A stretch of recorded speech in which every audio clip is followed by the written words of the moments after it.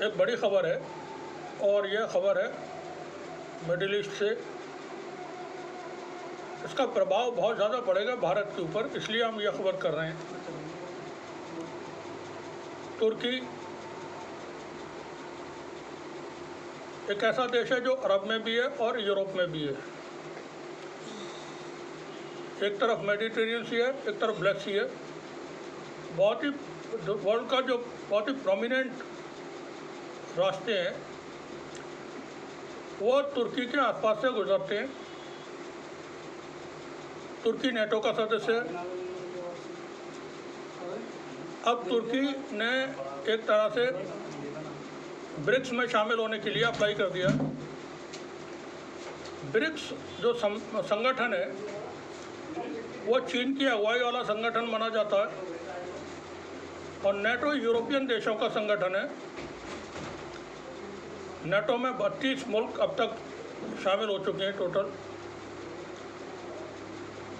Finland और एक और मुल्क शामिल हुआ है। नेटो में ही शामिल होने के लिए यूक्रेन बार बार चाह रहा था, जिसके बाद फिर रूस ने उस पर हमले किए और वो जंग अभी 2.5 साल से जारी है, रूस और यूक्रेन की। क्योंकि यूक्रेन नेटो का सदस्य बनना चाहता था और रशिया को इस बात को लेकर के बहुत सारे खदशात थे। जब मामला हल नहीं हुआ तो रूस को हमला करना पड़ा। तुर्की, जैसा हमने बताया, नेटो का सदस्य है। तुर्की की इस वक्त जो दोस्ती है वो रूस के राष्ट्रपति व्लादिमीर पुतिन से बहुत गहरी दोस्ती है। तुर्की के राष्ट्रपति तैयब एर्दोगान की। चाइना के साथ तुर्की के बहुत अच्छे संबंध हैं। अमेरिका के साथ भी अच्छे हैं। फ्रांस और यूरोप के दूसरे देशों के साथ भी अच्छे संबंध हैं। यूक्रेन की जंग में तुर्की अपने हथियार यूक्रेन को दे रहा है, साथ ही वो रूस के साथ भी खड़ा हुआ है।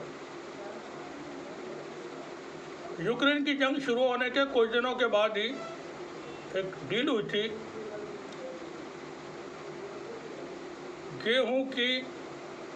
गेहूं को लेकर के।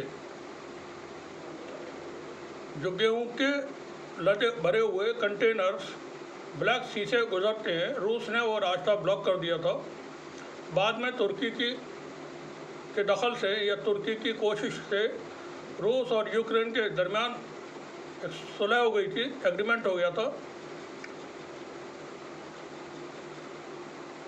तो तुर्की का हम ये बताने की कोशिश कर रहे थे कि वो एक वर्ल्ड का प्रोमिनेंट बहुत लीडिंग कंट्री है। कई सारी चीज़ों में उसकी फ़ौज हो या और चीज़ें हैं, वो बड़ी अहमियत रखता है। कुछ वक्त से इकोनॉमी रूस तुर्की की वो गिरी हुई है, लेकिन तुर्की के पास एसिड्स बहुत हैं। ऑटोमन एम्पायर जब हुआ करती थी तो तुर्की की हुकूमत दुनिया के 3 कॉन्टिनेंट में चला करती थी।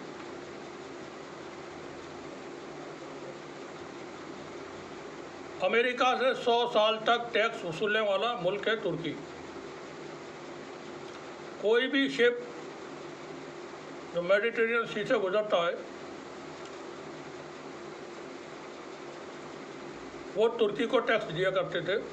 सेकेंड वर्ल्ड वॉर के बाद तुर्की पर पाबंदी लगा दी गई और उन सैंक्शंस के ख़त्म होने का टाइम आ गया है। वो इसी साल गालिबन ख़त्म हो जाएंगे या अगले साल 2025 में। उसके बाद तुर्की को टैक्स देना पड़ेगा दुनिया के हर जहाज़ को जो वहाँ से गुजरते हैं। हम बात कर रहे थे तुर्की ने ब्रिक्स समूह में शामिल होने के लिए एक तरह से कह दिया है, ऐलान कर दिया है। समाचार एजेंसी API ने तुर्की के एक अधिकारी ने इसकी पुष्टि की है।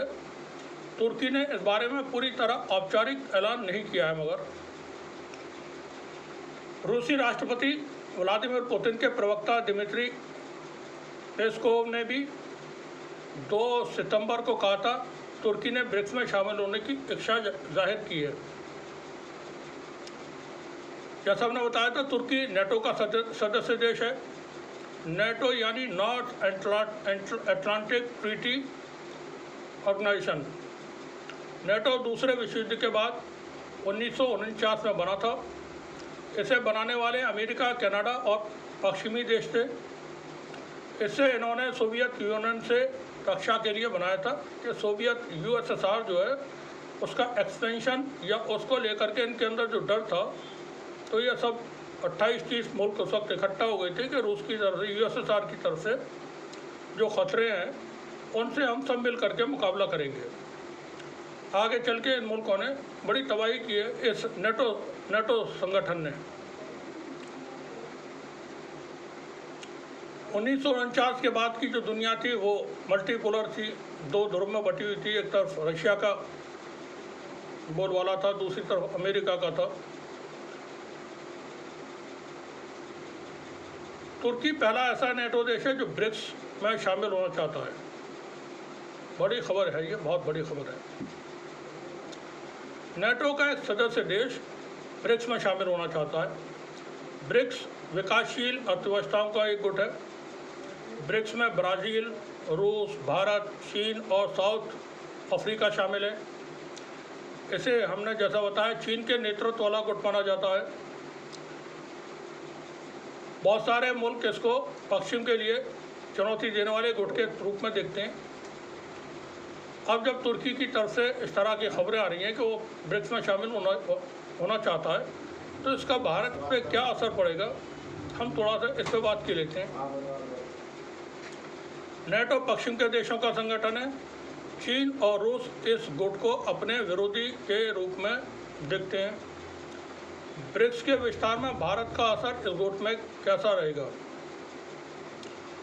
तुर्की कश्मीर के मुद्दे पर, कश्मीर का जो मामला है भारत और पाकिस्तान के दरमियान, तो पाकिस्तान का समर्थन करता है और जब ज़रूरत पड़ी है तब तुर्की की तरफ से बड़े सख्त बयान आते रहे। अर्दवान कई बार कश्मीर का मुद्दा यूएन में उठा चुके हैं। ऐसे में जब तुर्की ब्रिक्स में शामिल होता है तो भारत के समर्थन में उसका रुख कैसा रहेगा, ये देखने वाली बात होगी, सोचने वाली बात है। तुर्की के ब्रिक्स में शामिल होने की खबर पर भारत के विदेश सचिव और रूस में भारत के राजदूत रहे कमल सिब्बल ने कहा, उन्होंने लिखा है, नेटो सदस्य के रूप में तुर्की ब्रिक्स में शामिल नहीं हो सकता है। अब नेटो का सदस्य रहते हुए नहीं शामिल हो सकता, यानी पहले उसको नेटो की सदस्यता त्यागनी होगी। उन्होंने लिखा कि ब्रिक्स का एजेंडा आर्थिक सहयोग से आगे भी जाता है। ये राजनीतिक है। अंतर्राष्ट्रीय स्तर पर सत्ता का फिर से संतुलन बैठाना इसका लक्ष्य है। इसका आर्थिक लक्ष्य भी इसी दिशा में बढ़ता दिखाई देता है। जो देश ब्रिक्स में शामिल होना चाहते हैं वह पश्चिम के आगे अपने राजनीतिक संबंधों का विस्तार देना चाहते हैं। ये रणनीति का हिस्सा है। सिब्बल लिखते हैं, ब्रिक्स में आने से रूस की सुरक्षा भी बढ़ती है। रूस और तुर्की के अच्छे संबंध हैं। रूस तुर्की की मदद जारी रख सकता है, लेकिन ब्रिक्स में तुर्की को लाने के कुछ अंजाम भी होंगे। ब्रिक्स में शामिल किए जाने की योग्यता तय करनी चाहिए। नेटो सदस्यों को ब्रिक्स में लाने का कोई मतलब नहीं। भारत ये नहीं चाहेगा कि ब्रिक्स में वैसे देश शामिल हो जाएं जो हितों के आड़े आते हैं, लेकिन रूस और तुर्की के अच्छे संबंध हैं। ऐसे में रूस तुर्की को ब्रिक्स में शामिल करने का समर्थन करता रहा है।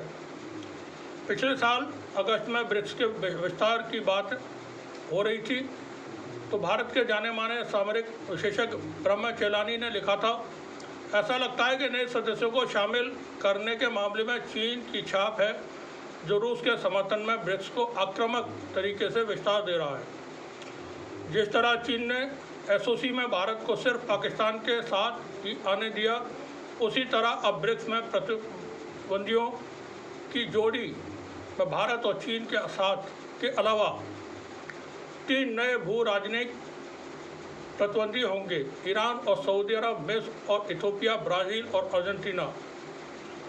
अर्जेंटीना के प्रवेश को ब्राज़ील का समर्थन हासिल था। ऐसे में भू राजनीतिक जोड़े के नए सदस्यों की सूची में एकमात्र अपवाद संयुक्त अरब अमीरात है। इसके प्रवेश के लिए भारत ने जोर लगाया था। शी ने खुश होकर कहा, यह सदस्यता विस्तार ऐतिहासिक है। कई लोग मानते हैं कि ब्रिक्स का विस्तार भारत के हक में नहीं होगा, लेकिन चीन की स्थिति मजबूत होगी।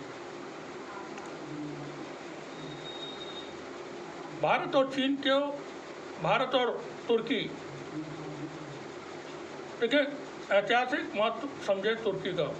हमने बताया था 3 कॉन्टिनेंट्स पे तुर्की की हुकूमत रही है, ऑटोमन एम्पायर की हुकूमत रही है, एशिया, यूरोप और अफ्रीका।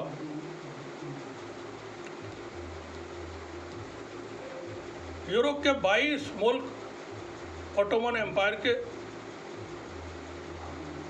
तहत थे। भारत में जितने लोगों के नाम के साथ सुल्तान लगाया जाता है वो ऑटोमन एम्पायर से सनद लेकर के आया करते थे सुल्तान की, यानी वो उनके गवर्नर के तौर पर यहाँ पर काम किया करते थे भारत में। सुल्तान अलाउद्दीन खिलजी, सुल्तान कुतुबुद्दीन ऐबक, अल्तमाश, रजिया सुल्तान, नासिरुद्दीन महमूद, तमाम लोगों के आपने नाम तारीख में पढ़े होंगे, इतिहास में पढ़े होंगे। तो जिन लोगों के नाम के साथ में सुल्तान लगाया जाता है वो तुर्की के प्रतिनिधि थे भारत में, यानी हुकूमत तुर्की की थी भारत में। साथ ही हम एक और बात बता दें कि पिछले साल जो 7 अक्टूबर 2023 को हमास ने हमला किया था, फ़लस्तीन के ग्रुप्स ने हमला किया था इसराइल के ऊपर, उसके परिप्रेक्ष्य में हम कई मरतबा अपने बातों में ये कह चुके हैं कि वो हुआ क्यों था। और उसके होने की एक अहम वजह ये भी है कि जो भारत में G20 सम्मेलन हुआ था, ये हमला होने से पहले हुआ था, उसका महीना मुझे याद नहीं है। उसमें भारत में दुनिया भर से G20 के लीडर्स आए हुए थे। ऋषि सुनक थे ब्रिटेन से, फ्रांस से मैक्रा थे, कनाडा के प्राइम मिनिस्टर जस्टिन ट्रूडो थे, अमेरिकी प्रेसिडेंट बाइडेन थे, रूस के प्रधानमंत्री शायद थे यहाँ पर, फॉरेन मिनिस्टर शायद थे, चाइना से भी, सऊदी किंग और तुर्की के प्रेसिडेंट रजब तैयब एर्दोआन। उस वक्त भारत में एक परियोजना या योजना या कॉरिडोर का ऐलान हुआ था, अरब यूरोप कॉरिडोर, इंडो अरब यूरोप कॉरिडोर। तुर्की के राष्ट्रपति ने भारत में रहते हुए उस पर ऑब्जेक्शन कर दिया था उसी वक्त, और कहा था ये मुमकिन नहीं है तुर्की के को शामिल किए बगैर, क्योंकि वो जो कॉरिडोर बनने की बात हुई थी वो भारत से यूएई और यूएई से वाया सऊदी अरब होते हुए और इसराइल होकर के यूरोप के लिए था। और तुर्की ने ऑब्जेक्शन कर दिया था कि ये मुमकिन नहीं है। चाइना अपना रोड एंड बेल्ट प्रोजेक्ट पहले से ही उसका चला हुआ है, बहुत बड़ा प्रोजेक्ट है, दुनिया के 170-80 मुल्कों में वो इसको फैलाने की कोशिशों में है। भारत रोड एंड बेल्ट परियोजना में चीन के में शामिल नहीं है। सऊदी अरब शामिल है, ईरान शामिल है, अफ़गानिस्तान शामिल है, पाकिस्तान से तो होकर के गुजर ही रहा है, रूस और यूरोप के मुल्क शामिल हैं, अफ्रीका के मुल्क शामिल हैं। एक बहुत बड़ा प्रोजेक्ट है। ये जो आपस के टकराव थे इंटरेस्ट के, वो एक बड़ी अहम वजह बना जो हमास ने हमले किए। फिर वो बहुत डीप चीज़ें हैं। अब जब तुर्की की तरफ से ब्रिक्स में शामिल होने के लिए कहा जा रहा है, तब वो भारत के लिए काफ़ी प्रॉब्लम क्रिएटिंग होगा, क्योंकि पाकिस्तान का समर्थन करता है तुर्की। भारत और पाकिस्तान के युद्ध भी हुए, उस दौरान भी तुर्की की तरफ से पाकिस्तान को मोरल और मिलिट्री सपोर्ट की गई थी। हर मौके पर इमरान खान की हुकूमत के दौर में तो तैयब अर्दगान और इमरान खान दोनों एक ज़बान बोलते थे। महातिर मोहम्मद, अर्दवान और इमरान खान, ये 3 ऐसे लीडर थे उस वक्त में जो बहुत कुछ करना चाहते थे। बड़ा दुनिया का सबसे बड़ा मीडिया हाउस इस्टेब्लिश करने का कार्यक्रम था इनका, जो बाद में वो खटाई बढ़ गई उसमें, सऊदी अरब की क्राउन प्रिंस मोहम्मद बिन सलमान की वजह से। तुर्की की पोजीशन बड़ी स्टेबल है, उसके संबंध अरब के तमाम देशों से हैं इस वक्त। इजिप्ट के प्रेसिडेंट आज पहुंचे हुए हैं तुर्की, ग्रैंड वेलकम उनका हुआ है। और तुर्की ने कंडेम किया है इसराइल को।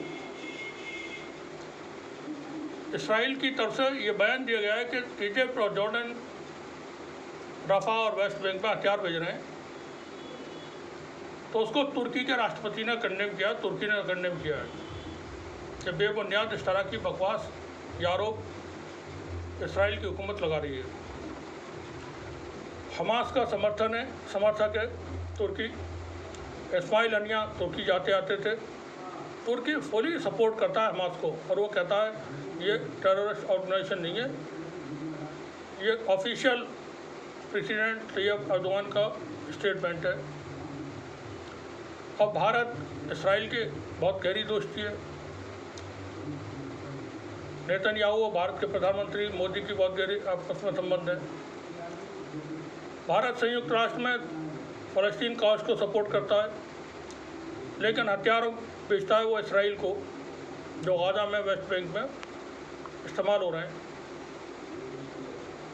ये बहुत सारे सीन हैं, ये इस तरह की दुनिया में इसी तरह से चलती रहती हैं चीज़ें।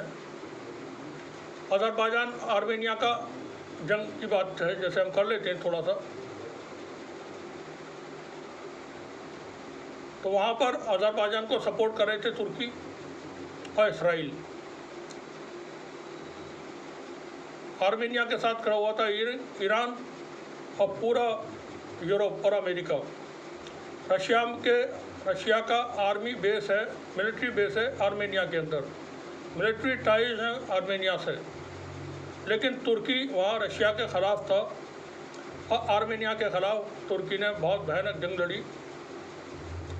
पाकिस्तान ने उसमें सपोर्ट की, भारत ने और ईरान ने सपोर्ट किया आर्मेनिया को। आर्मेनिया जंग हार गया वहाँ पर, और अज़रबैजान ने अपने तमाम इलाके जिन पर उसका क्लेम था नगोरो काराबाख के, वो वापस ले लिए, उन पर अपना कब्जा जमा लिया। अभी रूस के राष्ट्रपति तुर्की कुछ दिनों में शायद जाएं। इससे पहले वो अभी अज़रबैजान की यात्रा पर थे। बड़े खुशगवार माहौल में अज़रबैजान के प्रेसिडेंट से, जब हमने बताया तुर्की के आर्मेनिया के साथ मिलिट्री टाइज हैं, अज़रबैजान के साथ नहीं थे। जंग आर्मेनिया की और अज़रबैजान की आगे चल के फिर रूस ने ही रुकवाई थी। अब राष्ट्रपति पुतिन अज़रबैजान की यात्रा करके आए भी पिछले महीने। ग्लोबल लेवल पर चीज़ें डिफरेंट होती हैं। भारत पर यकीनन असर पड़ेगा तुर्की के ब्रिक्स में शामिल होने से। कश्मीर का मुद्दा